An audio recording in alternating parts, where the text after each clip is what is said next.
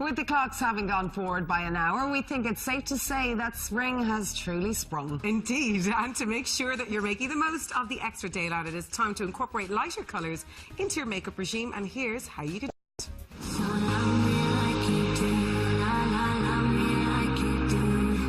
So for today's makeup slot, we are here in Clontarf Castle in Clontarf. Beautiful views all across Dublin, and with me now is Joanne Larby. Now, as the makeup fairy, we love doing our slots with you because you kind of get inspiration from the catwalk. So what are we looking at today for spring?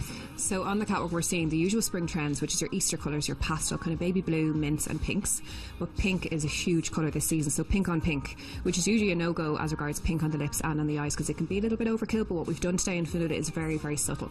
So it's a really nice pastel pink on the eyes with a little bit of kind of brown worked into the crease, and then the lips are matte, so it's not so much drawing to attention with the gloss and stuff like that. Great. Now, we have this foundation today. Tell us about this one because they've upped their prices, but for good reason. Yeah, IsaDora. So the brand IsaDora is really, really good for kind of mid to low end price range for a pharmacy brand.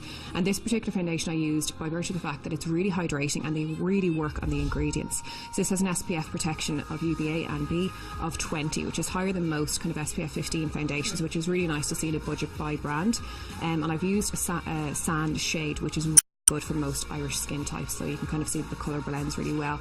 It's hydrating and dewy, but it's not going to have to be powdered throughout the day when you do kind of get into the warmer weather. Fantastic. Now let's move on to concealers and of course onto our shadows. Yeah, so I worked just some of the colour correcting. This is a really nice quad. So you've got your dark circles, highlighter, concealer and another concealer. And as we know, peach counteracts any blue and purple tones underneath the eyes. And then you can go in with your lighter shade to really highlight and work on that kind of contouring like the Kim Kardashian look. I just went for a very subtle look underneath the eyes to brighten. Again, it's a spring look, so we don't want to go too heavy, and the same with the contour. We just did some light bronzing just to add some definition to the face. Now, of course, Fanula is only 19 years of age. She's a young girl, and of course with that reflects of course the colours that you picked as well. There's beautiful pink tones, so talk us through those.